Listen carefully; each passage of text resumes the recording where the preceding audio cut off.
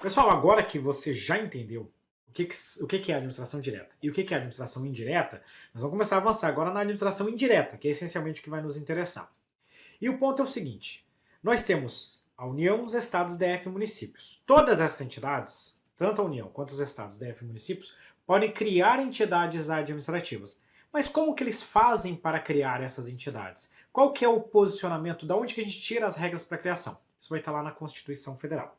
A Constituição Federal vai falar para a gente o seguinte, lá no artigo 37, inciso 19.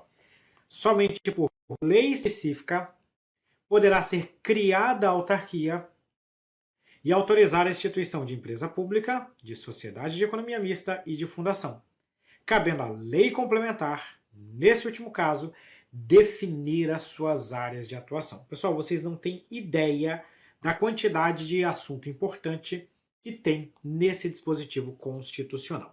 Então, eu vou começar trazendo aqui algumas regras para vocês. Primeiro ponto é que esse dispositivo consagra o que nós denominamos aqui de princípio da legalidade. Tá? Por quê? Porque eu preciso ter lei. Por isso que eu estou falando do princípio da legalidade. Para eu criar uma entidade administrativa, eu tenho que observar o princípio da legalidade. Mas eu coloco mais uma informação.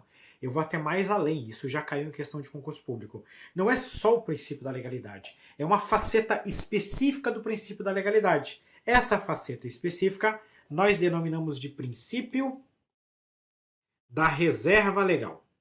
Por que eu estou falando aqui de princípio da reserva legal? Porque a Constituição Federal está dizendo que eu preciso ter lei. E quando eu falo de lei, aqui é lei propriamente dita. É um ato com força de lei. Para criar ou autorizar a criação, eu preciso de uma lei específica, que é uma lei ordinária. Para definir a área de atuação das fundações públicas, eu preciso de uma lei complementar. Por isso que eu estou falando para vocês que é o princípio da reserva legal. Eu posso fazer isso aqui por decreto? Não, não posso fazer por decreto. Eu preciso ter uma lei para tratar da instituição dessas entidades administrativas. Essa é a primeira informação. Segunda informação, isso aqui já trazendo um pouquinho de doutrina, um pouquinho de jurisprudência e também interpretação de outros dispositivos ao longo da Constituição Federal, é o que nós vamos chamar aqui de iniciativa reservada. O que é a tal da iniciativa reservada? Significa dizer o seguinte: além de precisar de uma lei, não é qualquer pessoa que pode propor esse projeto de lei. O projeto de lei, no âmbito do Poder Executivo Federal, ele depende de uma iniciativa do Poder Executivo. Eu vou aprofundar um pouquinho mais isso aqui com vocês e vou fazer uma pergunta agora. Quero que você me responda o seguinte, tá? A pergunta que eu vou te fazer é a seguinte: é possível ter entidade administrativa, administração indireta, no legislativo e no judiciário? Sim, é possível. É possível que eu tenha administração indireta do executivo, do legislativo e do judiciário. Consequentemente, se eu for criar uma entidade administrativa do legislativo, a matéria será de iniciativa do próprio Poder Legislativo. Se for no Poder Judiciário, a matéria será de iniciativa do próprio Poder Judiciário. Professor, mas então por que você está falando que é do chefe do Poder Executivo? Eu estou falando para vocês que é do chefe do Poder Executivo porque 99,99% das questões de concurso público estarão preocupadas com o Poder Executivo. Então, se a questão de prova te perguntar o seguinte: a criação de entidades administrativas depende de lei específica, cuja iniciativa é do chefe do Poder Executivo, você marca como certo. Numa hipótese muito excepcional de essa questão de perguntar, e se for no judiciário? Aí a iniciativa é de uma autoridade específica do Poder Judiciário. Mas quase sempre vai ser no âmbito do próprio Poder Executivo, já que é lá que concentra-se 99,99% da administração pública. Tranquilo? Avança mais um pouquinho aqui. E o outro ponto que eu vou trazer para vocês é o assunto número 3. O tópico número 3 vai trazer o seguinte: o dispositivo da Constituição Federal exige o que nós vamos chamar de lei específica. Lei específica. Aí eu vou perguntar para vocês o seguinte: o que seria uma lei específica? Lei específica é basicamente uma lei ordinária. Sempre existe uma polêmica se poderia ter também medida provisória, tá? A medida provisória é um ato que tem força de lei, tá? Mas sempre há uma polêmica ali, aqui e acolá a respeito desse assunto. Mas essencialmente nós vamos ter que ter uma lei ordinária. Pode ser uma lei complementar? Pode ser uma lei complementar. Só que essa lei complementar vai ter status, vai ser materialmente considerada uma lei ordinária. Tá? Então, lei específica aqui entenda-se como uma lei ordinária. Professor, mas por que a Constituição chama de lei específica? O segundo ponto que a gente fala sobre uma lei específica aqui é que essa lei, a matéria dessa lei, deve ser uma matéria que tenha correlação com a área de atuação dessa entidade administrativa. Professor, explica melhor isso aí para mim. O que o Constituinte quer evitar é aquele tipo de lei que não tem nada a ver com o assunto e lá no finalzinho o pessoal acaba acrescentando um dispositivo que trata da criação da entidade. Eu vou pegar um exemplo para vocês, tá? Esse exemplo ele está até morrendo, mas ele é um exemplo que ilustra muito bem isso aqui. Se você for pegar o antigo regime diferenciado de contratações, o RDC, pega o RDC, procura ele na internet. Lei do RDC só para você ver. Mesmo o RDC deixando de existir com a nova lei de licitações, ele serve para a gente entender. Os primeiros 47 artigos do RDC tratavam de um regime específico de licitação. Do 48 em diante, tratavam de uma matéria que não tinha nada a ver com licitação pública. O que é muito comum acontecer? Quando o Congresso Nacional está tramitando, está passando um projeto de lei, eles vão lá e estão tratando de um assunto, mas às vezes vem um parlamentar e apresenta alguns projetos, algumas emendas, que não tem nada a ver com aquele tema. E eles aprovam aquilo e passa. Pode fazer isso? Genericamente pode. Mas no caso de criação de entidade administrativa, não pode. Imagina uma lei, mais ou menos o seguinte. A Lei X está tratando de educação. Aí foi lá, artigo 1º, não sei o que lá, artigo 2º, não sei o que lá, artigo 3º, não sei o que lá, artigo 4º, não sei o que lá, artigo 122. Fica o Poder Executivo autorizado a criar uma empresa pública para explorar petróleo. Eu sei que quem explora petróleo no Brasil hoje é a Petrobras, que é a Sociedade de Economia Mista, mas é só um exemplo. Tem correlação com a educação? Não. Pode isso? Não pode. Porque a criação de entidade administrativa exige lei específica. Então essa lei deve tratar daquela matéria. Tem até autor que fala que essa lei deveria tratar somente da criação de uma entidade. Na prática existem leis que às vezes autorizam a criação de 2, 3 ou criam 2 ou 3 entidades, mas desde que todas elas tenham correlação com a matéria daquela lei. A lei está tratando de educação, você vai criar uma autarquia que vai atuar na área de educação. A lei está tratando de transporte, você vai criar uma autarquia que vai atuar na área de transporte. A lei está tratando de previdência, você vai autorizar a criação de uma fundação pública para atuar na área de previdência. Então a lei tem que ser uma matéria específica relativa à área de atuação daquela entidade que nós estamos tratando. Beleza, deixa eu avançar mais um pouco aqui e eu quero trazer uma outra informação para vocês. Tá? Vou colocar assim, ó, área de atuação. Deixa eu puxar aqui uma linha para fazer uma divisão. Assim. E vou colocar mais outra informação aqui para vocês. A informação número 4 diz respeito às fundações públicas. 4. Fundações públicas. O caso das fundações públicas tem alguns pontos que são mais importantes, mais emblemáticos, tá? Primeiro ponto é o seguinte, se você fizer a leitura desse dispositivo, ele fala pra gente assim, ó, lei específica cria autarquia, ok, e autoriza a criação de empresa pública, de sociedade de economia mista e de fundação. Então, olha só, se eu considerar só isso aqui, fundação, a criação é autorizada por lei. Continua ainda, cabendo a lei complementar, no último caso, ou seja, no caso da fundação, definir a sua área de atuação. Deixa eu te fazer uma pergunta. Essa lei complementar, ela serve para criar a fundação?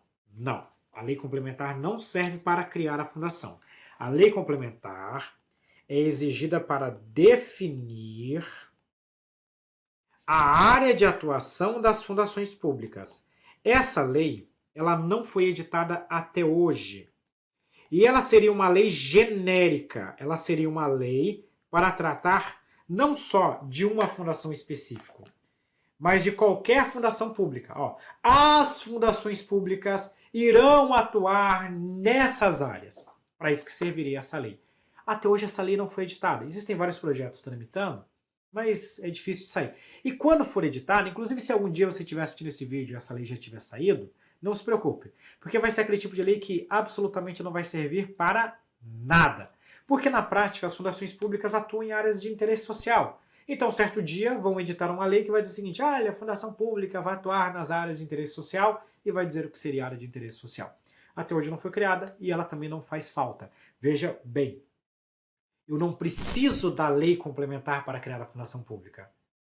Eu preciso da lei complementar para definir a área de atuação das fundações públicas genericamente. Mas a criação efetiva da fundação pública, se eu pegar a literalidade da Constituição Federal, a Constituição fala para a gente o seguinte: você precisa de uma lei específica para autorizar a criação das fundações públicas. Então, pela literalidade da Constituição Federal, a criação das fundações públicas é autorizada por lei específica. Só que deixa eu colocar um ponto para vocês. Esse assunto evoluiu. E por que ele evoluiu? O STF foi analisar esse assunto e entendeu o seguinte. STF agora. Jurisprudência do STF. Tá? Olha só a jurisprudência aparecendo aqui. Para o STF, a fundação pública, ela também pode ser criada por lei. Então, na prática, nós podemos ter duas categorias de fundações públicas. Nós podemos ter a fundação pública que é criada por lei e a fundação pública que a lei autoriza a criação da entidade. Ou ela é criada ou a lei autoriza a criação. Eu posso ter as duas formas de criação das fundações públicas.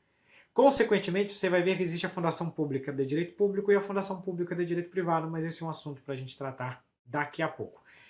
Pode cair isso aqui na prova, tanto a literalidade do artigo 37, inciso 19, como também esse posicionamento do STF. Inclusive, cai bastante isso aqui em questão de concurso público. Vamos para o quadro, então, e agora eu vou avançar mais um pouquinho, e agora eu vou trazer essa tabelinha que vai fazer para a gente, basicamente, um resumo de tudo que nós estamos tratando acerca das nossas entidades administrativas. Então aqui eu vou colocar as nossas 4 categorias. Quais são as nossas 4 categorias de entidades administrativas? Nós temos basicamente, então, as autarquias. Vai montando aqui a nossa tabela, tá? Nós temos as autarquias, nós temos também as fundações públicas.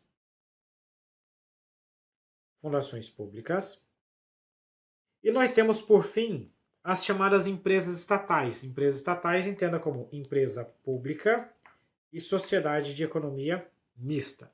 Nossas 4 categorias de entidades administrativas. Aqui eu quero tratar sobre a criação. 2, a natureza jurídica da entidade. Deixa eu lembrar um negócio.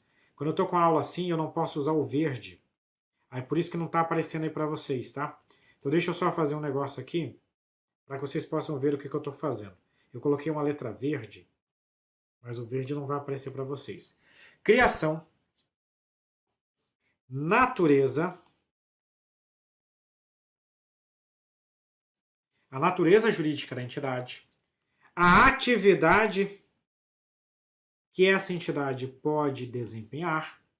Eu quero tratar também do regime jurídico sobre a responsabilidade civil, ou seja, o dever dela de pagar as indenizações quando causar um prejuízo a terceiros, por exemplo, e o regime de pessoal aplicável. Tá? Então são essas as regras que eu quero tratar aqui com vocês. Então, sobre as autarquias, fundações, empresas públicas e sociedades de economia mista. Vou começar falando das autarquias. Lembrando que a autarquia é o filho preferido. Quando eu falo de autarquia, a própria Constituição Federal prevê o seguinte: a autarquia é criada por lei.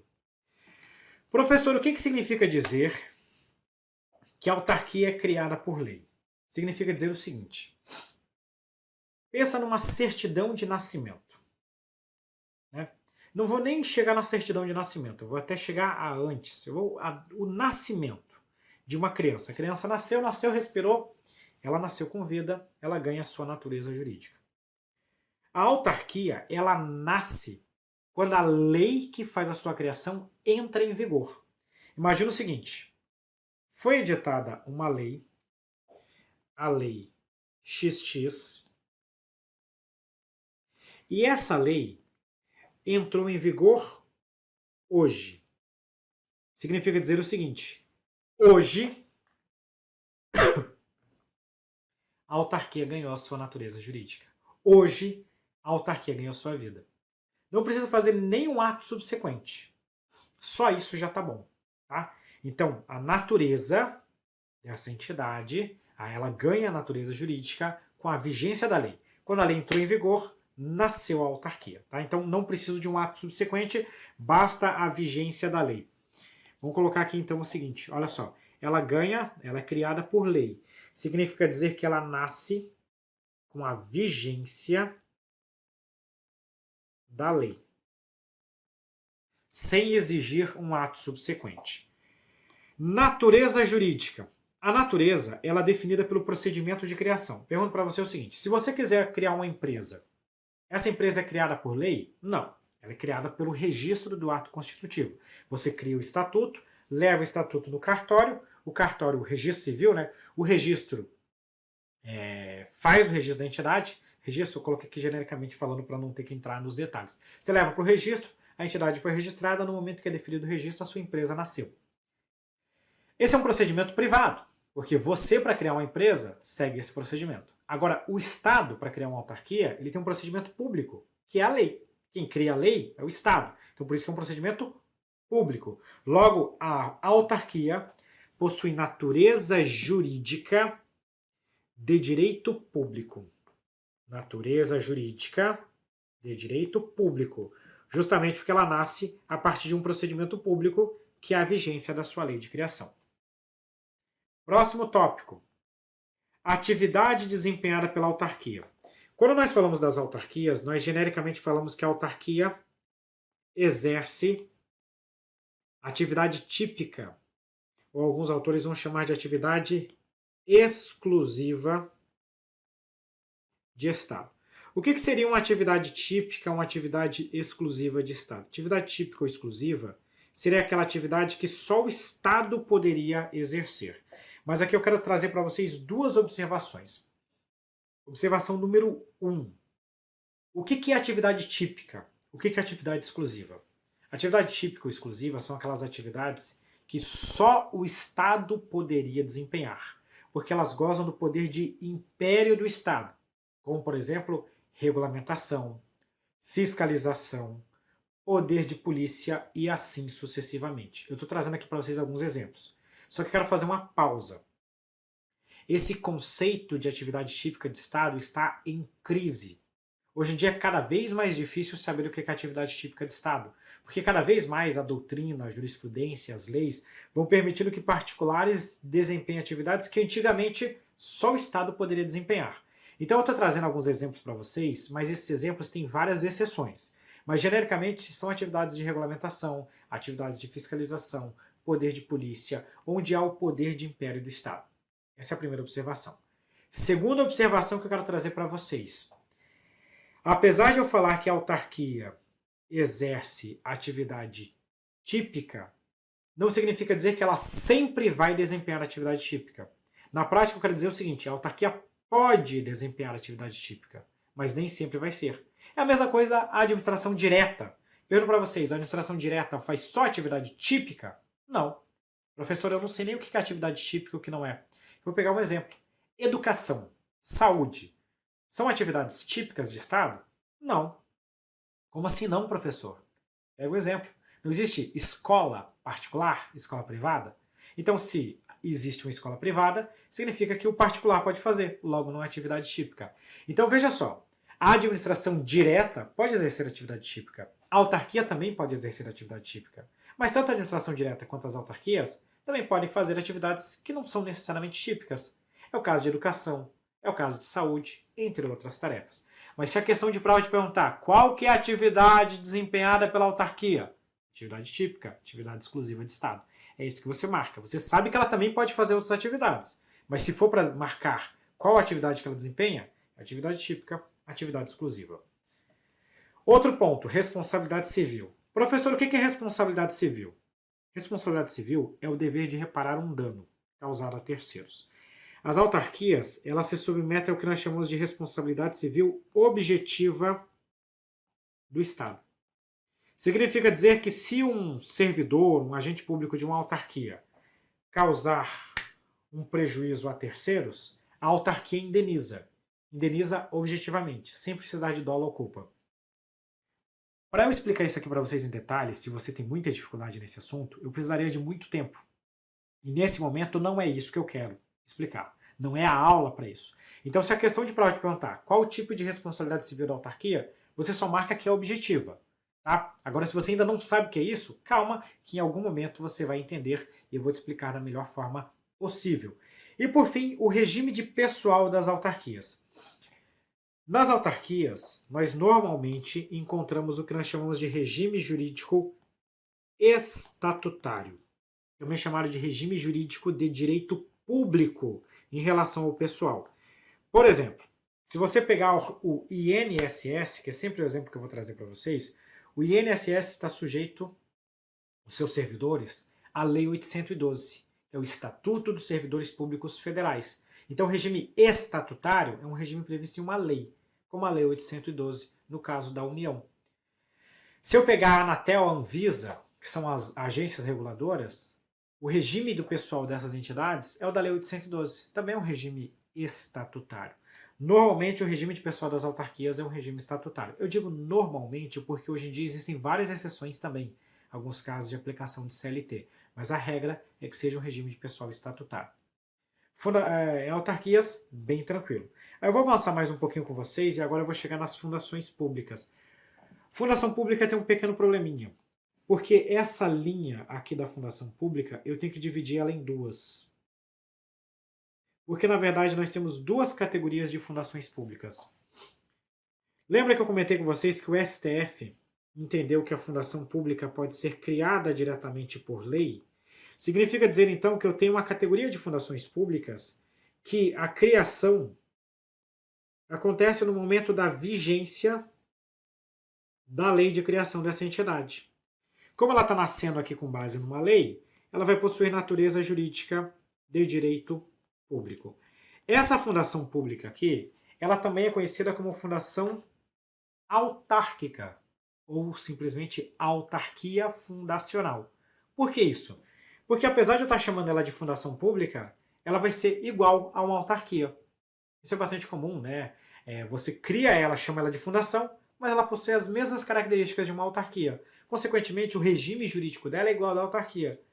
Ela vai ser criada por lei, ela possui natureza de direito público, ela pode exercer até mesmo atividades típicas e assim sucessivamente. Ela é chamada de fundação pública, mas na prática ela é uma autarquia. Só que nós também temos uma outra categoria de fundações públicas e agora nasce uma nova forma de criação. Nesse caso aqui você também precisa da lei, mas a lei não cria a entidade. A lei apenas autoriza a criação. Então a criação dessa segunda categoria de fundações é autorizada por meio de uma lei.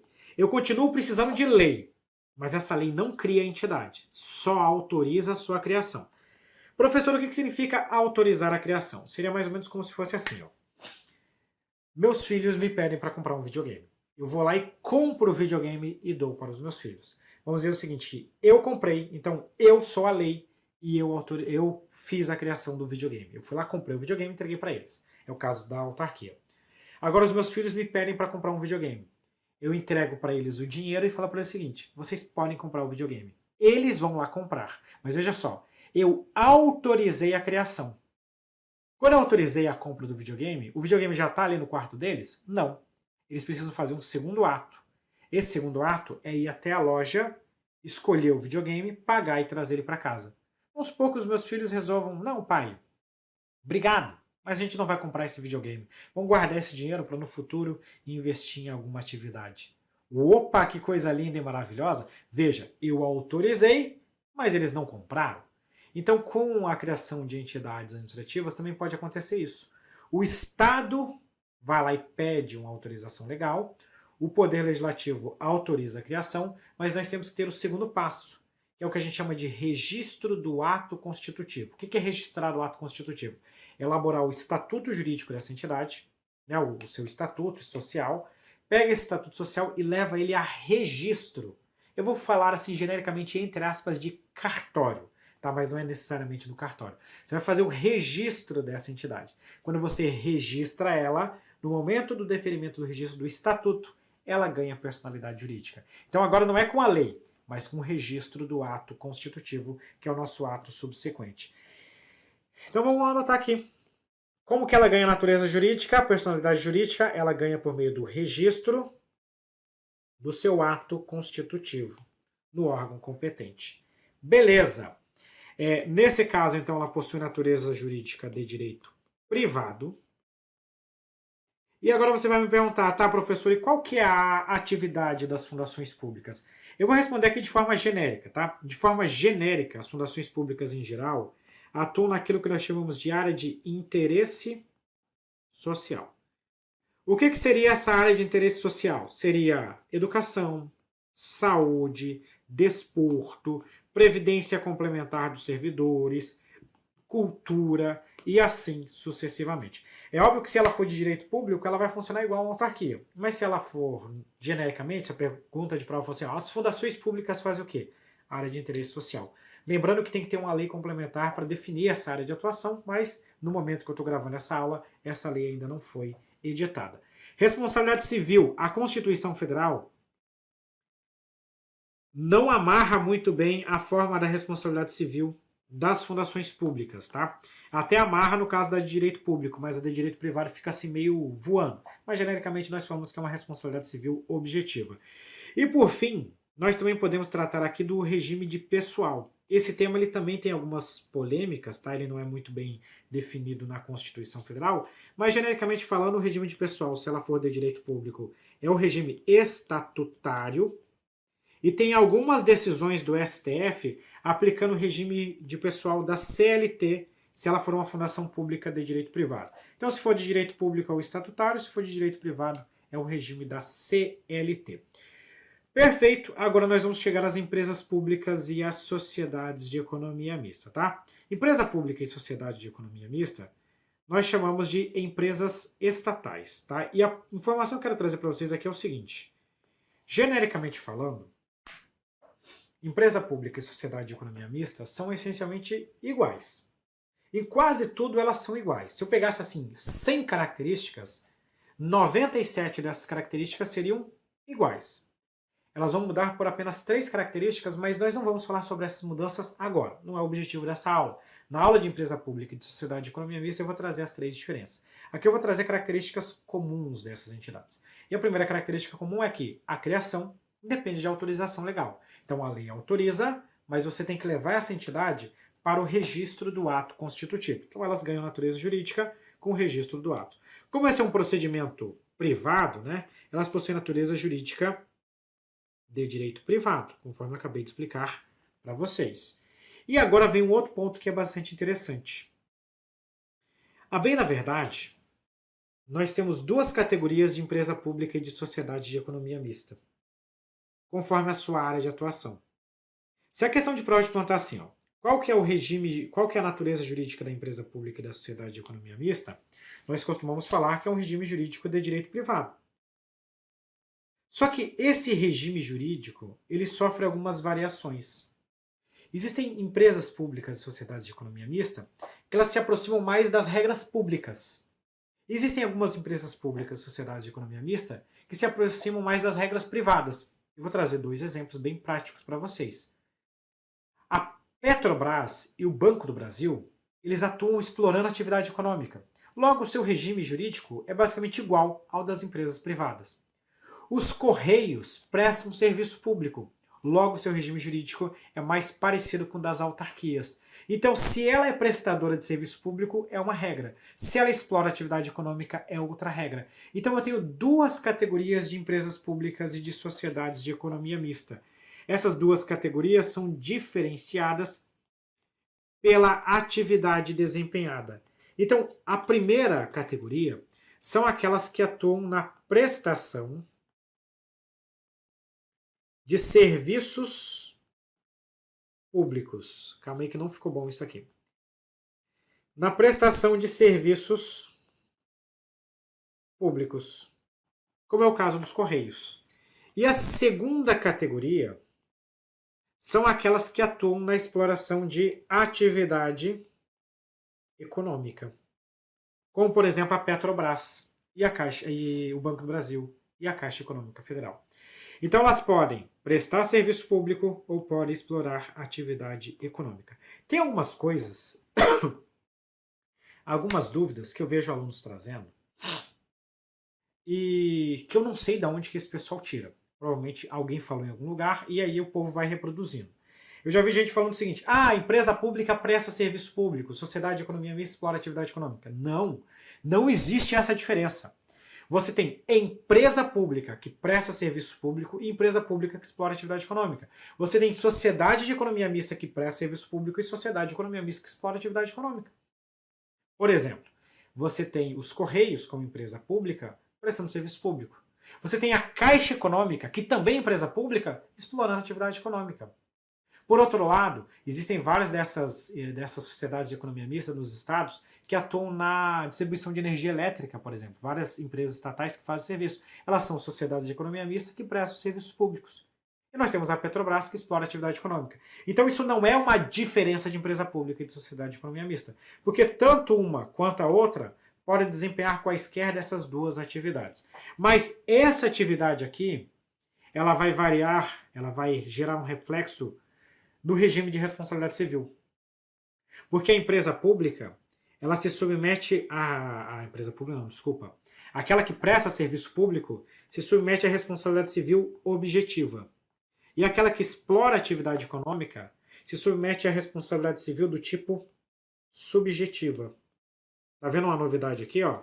Regime de responsabilidade civil varia. Se ela explora atividade econômica, é diferente de se ela é uma prestadora de serviços públicos, tá? Na verdade, aqui, eu também poderia colocar que o regime de responsabilidade civil é regido pelo direito privado. Então a gente pode colocar dessa forma. Então veja que tem uma diferença legal conforme a atividade que é desempenhada. E o regime de pessoal, em qualquer caso, é o regime da CLT. É o regime da CLT que a gente vai encontrar aqui. Eu volto a dizer para vocês, tá? Porque, especialmente lá no caso das autarquias, você pode ter bastante variação sobre esse regime de pessoal, mas aqui é a regra, aqui é o geral. Aqui também você pode ter bastante variação, mas aqui é a regra, aqui é o geral que eu estou colocando para vocês. Pode dar um print, pode fazer a anotação dessa tabelinha, que essa tabela aqui é um resumo do que costuma cair em questões de concurso público sobre as nossas entidades administrativas. Ao longo da aula agora nós vamos detalhar isso aqui e aprofundar muito mais esse tema. Roda para cá e vamos resolver uma questão de prova, tá? Essa questãozinha aqui é bem bacana. Olha o que essa questão fala pra gente. De acordo com a doutrina do direito administrativo, uma autarquia estadual do Amazonas e uma empresa pública estadual do Amazonas se enquadram, respectivamente, na chamada administração. Eu quero saber de uma autarquia e eu quero saber de uma empresa pública. Ambas são do estado do Amazonas. A administração direta? Não, né? Nenhuma das duas faz parte da administração direta, eu já vou parar aqui, tá? A administração indireta, com personalidade jurídica de direito público, e indireta também, no caso da empresa pública, com personalidade jurídica de direito privado. Opa, tudo certo, esse é o nosso gabarito. Próxima questão. Indireta, com personalidade de direito privado. Está errado aqui. E o outro tópico até estaria certo. Direta está errado aqui. Aqui estaria certo, porque seria de direito público de fato. Aqui indireta com personalidade de direito privado. O restante aqui estaria certo. Tá? O erro fala que é direta ali no começo. Indireta, direito público. Indireta, direito público, novamente não. Por isso está errado aqui. Gabarito letra B nessa questão. Próximo tópico. Sobre as características de entidades da administração indireta, considere. Sempre terão personalidade jurídica de direito público. Olha, vamos avançar aqui porque a gente vai precisar ver as alternativas para entender do que nós estamos tratando. Eu quero saber eu tenho que olhar esses dois itens e marcar o que vai corresponder. Então eu preciso assim, ó, sempre será de direito público e poderão assumir de direito público ou de direito privado a depender de sua lei de instituição ou autorização. Então olha só, sempre são de direito público as autarquias. Autarquias sempre são de direito público. E pode ser de direito público ou de direito privado, a depender da sua lei de instituição ou autorização, as fundações públicas. Porque a fundação pública pode ser de direito público ou de direito privado. Então agora eu vou procurar uma que se enquadra nisso. A agência executiva pode ser autarquia ou fundação. Então já não teria como marcar essa questão aqui como certa. E a agência reguladora é autarquia e não fundação pública. Então não dá para marcar essa. Empresa pública sempre é de direito privado. Sociedade de economia mista sempre é de direito privado. Autarquia, ok. Opa, mas calma aí, professor, apareceu mais uma aqui, consórcio público. E aí, deixa eu contar uma coisa para vocês. Consórcio público, ele também pode ser de direito público ou de direito privado. O de direito público sempre compõe a administração indireta de todos os entes consorciados, e o de direito privado a lei não explica direito, mas aí na aula que eu falar mais de detalhes sobre consórcio eu vou explicar melhor esse assunto, que é um assunto mais polêmico para vocês. Mas o que me interessa é que o consórcio público pode ser de direito público ou pode ser de direito privado. Então, portanto, eu posso ter aqui já uma alternativa para marcar. Então a letra C é que está com cara de ser o nosso gabarito. Agência eu precisaria de mais informação. Agência o quê? Tá? Então isso aqui não é. Empresa pública sempre vai ser de direito privado, então não pode ser. Fundação governamental. Fundação governamental seria a fundação pública, né? Fundação pública pode ser de direito público ou de direito privado, e a autarquia é sempre de direito público, então aqui ele teria invertido. Dentro do contexto das opções que eu tenho, eu vou marcar a letra C. Acaba sendo o nosso gabarito. Daria para a gente questionar algumas coisinhas dessa questão, mas acaba sendo de fato a letra C a melhor opção para a gente marcar. Então, letra C, mais uma questãozinha para a gente entender bem as entidades administrativas. E dá para resolver mais uma questão. Essa questão fala para a gente o seguinte: é admitida a criação de autarquia por iniciativa de deputado federal. Iniciativa de deputado federal. Desde que este encaminhe o respectivo projeto de lei à Câmara dos Deputados e que a matéria verse estritamente sobre a criação de entidade. Pessoal, criação de entidade administrativa depende de uma série de requisitos, mas essencialmente nós precisamos ter uma lei específica. Essa lei específica serve para criar a entidade, ou, se for o caso, autorizar a criação da entidade. E eu preciso observar também a iniciativa reservada. E no caso, a iniciativa reservada é do chefe do Poder Executivo. Então, o deputado federal não poderia apresentar esse projeto de lei e por isso que essa questão está errada. Aí você poderia questionar, professor, mas e se for uma fundação pública, uma autarquia do Poder Legislativo? Não poderia o deputado apresentar o projeto de lei? Também não. Porque se você está lá no Poder Legislativo, apesar de ter uma polêmica sobre a forma de criação de entidades no Poder Legislativo, mas vamos supor que de fato a gente fosse aprovar uma lei. O projeto partiria de quem está representando o Poder Legislativo, seria o presidente da casa, e não qualquer, que é quem está dirigindo a administração pública da casa, e não qualquer deputado. Então, por isso, de qualquer forma, essa questão acabaria estando errada. Seja pela regra, ou até mesmo pela exceção, ela também teria um erro, e com isso nós conseguimos fechar esse bloco em que tratamos genericamente sobre as entidades da administração indireta. Um grande abraço para vocês e até a próxima.